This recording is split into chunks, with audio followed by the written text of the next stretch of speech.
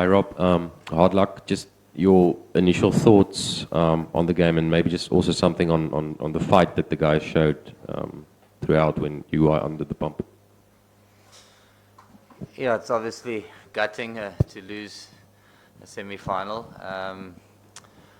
But beyond that, incredibly proud of the fight shown by the lads. The first 12 overs of batting this afternoon was a serious challenge. And ultimately, I think that's what separated the game, really. 24 for 4, even to come back from 24 for 4. The way Classy and Davy Miller batted together in that partnership. And unfortunately, Heinrich just getting out when the momentum was really starting to turn in our favour. But then the way, again, Gerald partnered with Dave and the tail to get us to 213. Obviously short. I think 270 was the sort of total that we were speaking about, but even 250 would have proved to be a serious total there. So, and then, I mean, on the other side of it, their first 10 overs, a lot less movement in the ball, a lot less bounce, and obviously a very different mode of attack that the two of them bring, which we've seen time and time again in this competition. So probably the first 10 overs on either side separated the game. But just to see the way that a guy like Gerald Quinton and Gerald mixed together, that's a scary thought. Gerald Coetzee ran in, from the bottom end there, cramping and just putting everything on the line just to try and get the team into the game. I mean, just guys played less than 15 games to play like that. So, I mean, there was tons of positives today, but obviously pretty bummed to not get over the line. How's it, Rob? Was it a no-win situation all the way back this afternoon when you won the toss? And obviously you do well when you bat first, but with a bit of rain around and different type of conditions, does it maybe think about it a little bit differently? To be honest, even the commentators that I've spoken to, no one could predict the pitch to play like that for the first 12 overs. And had it played as we expected it to, then we would have backed ourselves to get 270. And once we got 270, because it was turning, you saw how much it spun in the evening. We knew that was going to be our in into the game, and ultimately it was really. So we just didn't have enough runs to work with. So, had those first 10 overs looked a little bit different. It's easy to say at the back end of losing, but I think the contest would have been even a touch closer than it already was. I'm just going to cut across the screen. Sorry, I just got to get the mic. How's it, Rob? Like you mentioned, it was actually a fascinating tactical contest, and the way Themba perhaps had to put his eggs in certain baskets at certain periods of the game. But just there in the end, a couple of people were wondering about the strategy not to bowl KG again. Was it purely a tactical decision, or was there actually maybe a niggle or something that prevented him from doing that? KG had a bruised heel. That's why we didn't see as much of him in the contest as we would have expected to. If you're watching him on the park, you'd have seen him limping around. So even in his comeback spell that he bowled, he just wasn't able to deliver at 100%. And obviously with that, it also lent us into bringing Aiden on, and Aiden was outstanding the whole way through the game. So, I mean, obviously a fit and able KG has shown throughout this competition that he was one of our leading bowlers and has been for South Africa for some time. So it was a pity. I don't think it was a defining moment in the game, to be dead honest.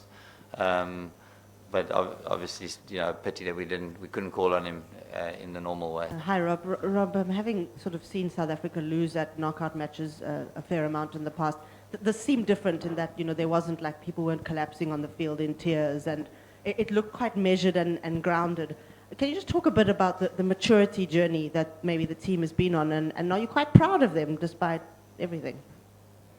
Yeah, I can't reiterate enough how proud I am as the coach. I mean, we've played some cricket in this competition that has been world leading, really. That's broken records. We've seen young guys, at the end of the tournament, have less than 15 games to their name, stand up and really, dominate in certain phases of the game for the team.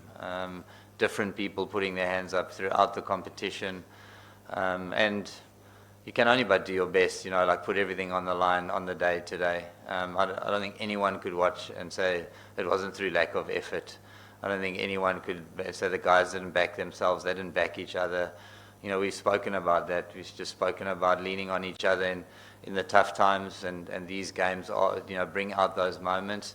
But throughout the game, you would see guys conversing with each other. Throughout the game, you'd see them coming together, strategizing, coming up with a plan, and then just buying into it and leaving everything out there. So potentially there weren't guys lying down there. I think if you went into the change room now, it would be pretty quiet. The guys would obviously be gutted, but as I said, what can you do but do your best and leave everything on the park, for your country, and I don't think anyone could question it. Sure. My question was on Temba, but that has been asked by the lady. So if I could ask you, can I have a few words, or would you like to answer the question on India v Australia? I mean, how are you? I mean, if you had to, once you're over the disappointment, who do you think could get the trophy? To be honest, there's about a 1% chance I'll be watching. And to be even more brutally honest, I actually don't care. So, but obviously, because of the World Cup being in India, it's always great for the home nation to win the World Cup. I've got a lot of friends in the Australian change room, so I have probably a soft spot for a couple of them too, especially the coach, for them to do well. But just seeing when we last played here against India and the support that's rallied around the team, and just the great hope and inspiration that winning a World Cup at home does actually bring, I think it would only be fitting for India to win. And in the same breath, they have been the best side in the competition and they've played the best cricket. But that doesn't necessarily mean that's what will happen. Thank you. Rob, given you'd said that the first 10 overs was the big difference in the game, how close were you to bowling first? And in hindsight, do you think you made a mistake by batting first? Oh, hindsight's an exact science, isn't it? Look, we did speak about it, and we realised there was obviously a little bit of moisture in the pitch, given that it's been under covers. I think the groundsman would have given it a sprinkling yesterday, and then the sun wouldn't have been out as it normally would. So it probably didn't dry to the degree that it would have normally done. But with that said, it's like semi-final. It's our strong suit.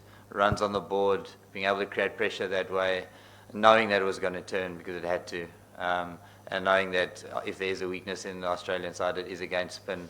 So we backed ourselves, And in the end of the day, it's hard to predict exactly how tough it played this afternoon. So.